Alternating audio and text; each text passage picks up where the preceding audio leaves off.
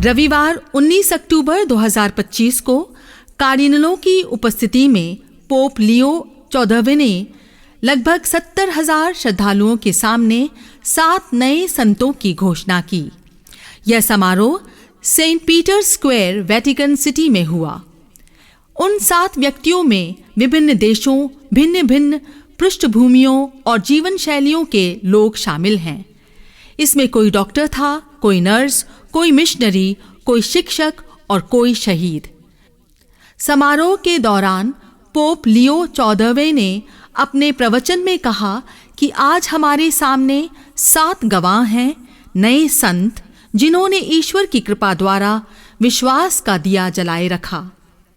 उन्होंने यह भी कहा कि ये व्यक्ति प्रकाश बनाए रखने वाले दीपक बन गए। उन्होंने व्याख्या की कि भौतिक, सांस्कृतिक, वैज्ञानिक और कलात्मक खजानों का अपना महत्व है, किंतु उनका सच्चा अर्थ विश्वास के बिना खो जाता है। इस प्रकार समारोह सिर्फ एक धार्मिक घटना नहीं थी, बल्कि आज के विश्व में विश्वास, सेवा और मानव दृष्टिकोण को नया आयाम देने वाला संदेश भी था। संत बार्टोलो लोंगो, इटली। बार्टोलो लोंगो का जीवन परिवर्तन और मुक्ति की अद्भुत कहानी है। उनका जन्म 1841 में इटली के लातीनियो नगर में हुआ। प्रारंभ में वह एक विद्वान और वकील बने, पर युवावस्था में वे गलत विचारधाराओं की ओर आकर्षित हुए। विश्वविद्यालय के दिनों में उन्होंने ईश्वर और विश्वास को ठुकरा दिया और कुछ समय के लिए शैतानी अनुष्ठानों में भी शामिल रहे। परंतु भीतर से वे बेचैनी और खालीपन महसूस करते थे। धीरे धीरे उनका जीवन अंधकार से प्रकाश की ओर मुड़ा। उन्होंने एक पुरोहित के माध्यम से ईश्वर की कृपा का अनुभव किया और पूरी तरह से पश्चाताप के साथ जीवन बदल लिया। ईश्वर की ओर लौटने के बाद बार्टोलो ने अपने जीवन को मरियम भक्ति और सेवा के लिए समर्पित कर दिया।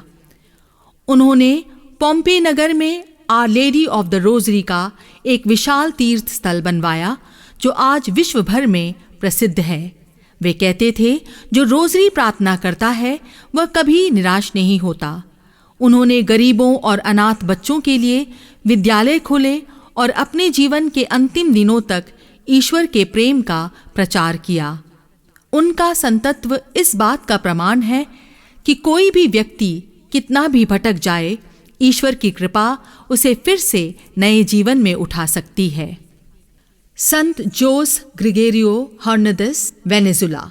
वेनेजुला के पर्वतीय क्षेत्र में 1864 में जन्मे जोस ग्रिगोरियो हर्नांदेज एक साधारण परिवार से आए थे, परंतु उनकी बुद्धि और करुणा असाधारण थी। उन्होंने चिकित्सा विज्ञान की शिक्षा प्राप्त की और डॉक्टर बने, परंतु उनकी पहचान केवल एक चिकित्सक के रूप में नहीं, बल्कि गरीबों के डॉक्टर के रूप में हुई। उनके लिए चिकित्सा केवल पेशा नहीं, बल्कि सेवा और प्रार्थना का माध्यम थी। वे गरीब मरीजों से कभी शुल्क नहीं लेते थे, बल्कि कई बार उनके लिए दवाइयाँ स्वयं खरीदते थे। उन्होंने विज्ञान और विश्वास का अद्भुत मेल दिखाया। वे एक और उत्कृष्ट वैज्ञानिक थे, दूसरी ओर गहरे आध्यात्मिक व्यक्ति। उन्होंने अपने जीवन का हर कार्य ईश्वर की इच्छा के अनुसार किया।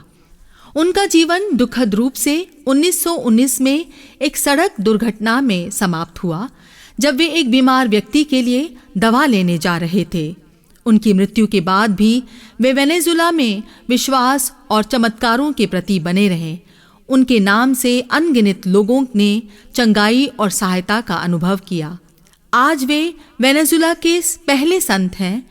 डॉक्टरों, गरीबों और विद्वानों के संरक्षक संत के रूप में सम्मानित किए जाते हैं। संत Maria Carmen Rendiles, Venezuela. Maria Carmen का जन्म 1930 में काराकस, वेनेजुला में हुआ। जन्म के समय ही उनका बायां हाथ नहीं था, परंतु इस कमी को उन्होंने कभी अपनी कमजोरी नहीं बनने दिया। बचपन से ही उनके भीतर ईश्वर और सेवा के प्रति गहरी लगन थी। उन्होंने धार्मिक जीवन अपनाया और सर्वेंट्स ऑफ जीसस नामक एक नई धार्मिक संस्था की स्थापना की, जो गरीबों, बीमारों और उपेक्षितों की सेवा के लिए समर्पित थी। वे शारीरिक रूप से कमजोर थीं, परंतु उनके हृदय की शक्ति और विश्वास की दृढ़ता असाधारण थी। उन्होंने अपने कार्यों से यह दिखाया कि सीमाएं शरीर में नहीं बल्कि मन में होती हैं। उन्होंने अस्पतालों, विद्यालयों और अनाथालयों में सेवा का विशाल नेटवर्क खड़ा किया। उनके अनुयायियों का कहना था कि वे मुस्कान से सेवा करती थीं और उनकी उपस्थिति से ही पीड़ितों को सांत्वना मिलती थी। 1977 में उनका निधन हुआ, पर आज भी वेनेजुला की चर्च समुदाय में उनका नाम प्रेम और करुणा का पर्याय माना जाता है। संत मारिया ट्रोंकाटी, इटली। मारिया ट्रोंकाटी का जीवन सच्चे मिशनरी प्रेम की कहानी है। उनका जन्म 1883 में इटली में हुआ और उन्होंने बहुत कम उम्र में डॉटर ऑफ मेरी हेल्प ऑफ क्रिश्चियन धर्मसंघ में प्रवेश किया।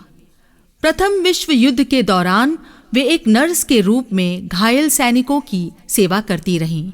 युद्ध के बाद उन्होंने ईश्वर की पुकार सुनी और दक्षिण अमेरिका के इक्वाडोर देश में मिशन पर भेजी गईं।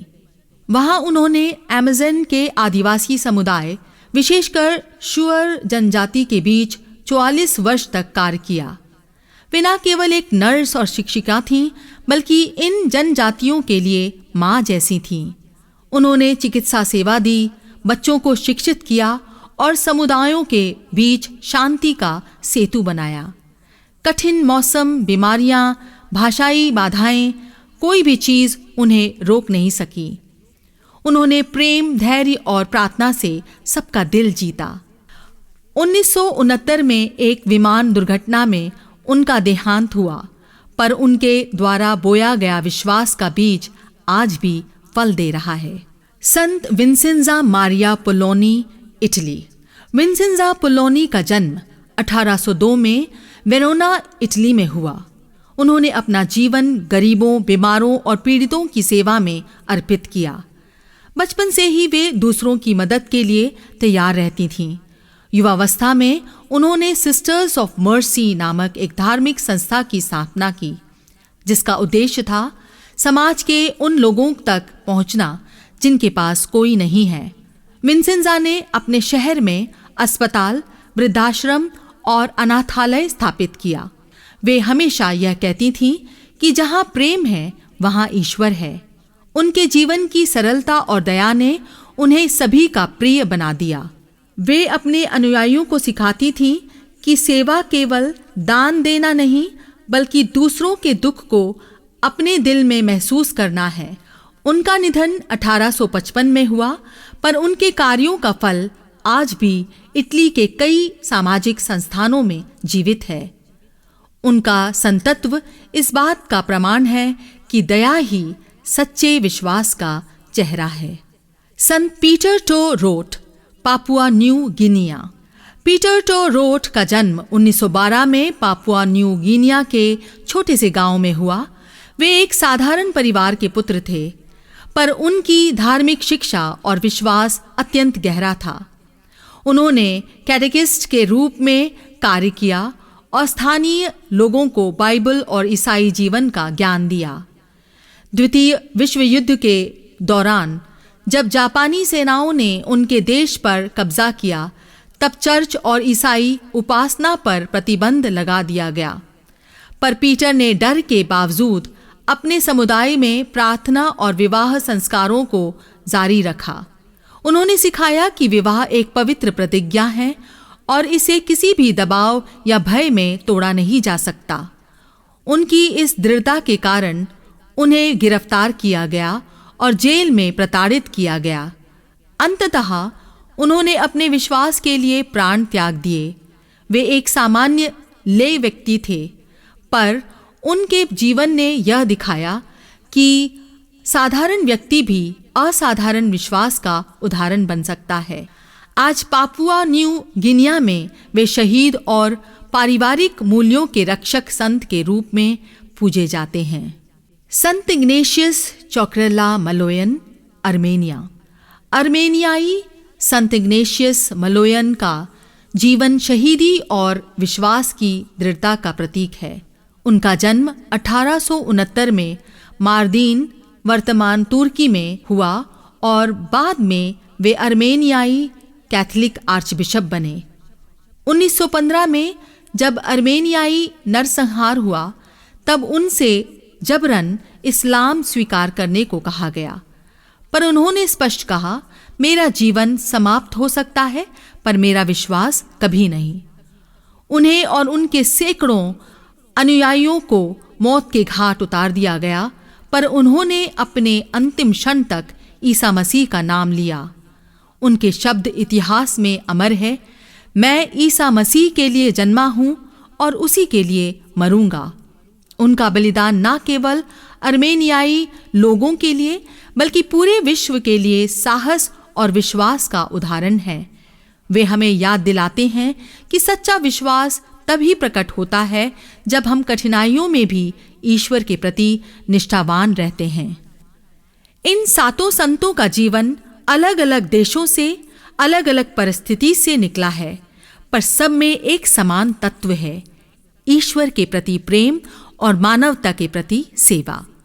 कोई डॉक्टर था, कोई नर्स, कोई मिशनरी, कोई शिक्षक और कोई शहीद, पर सब ने अपने कर्मों से दिखाया कि विश्वास केवल शब्द नहीं बल्कि जीवन का कार्य है।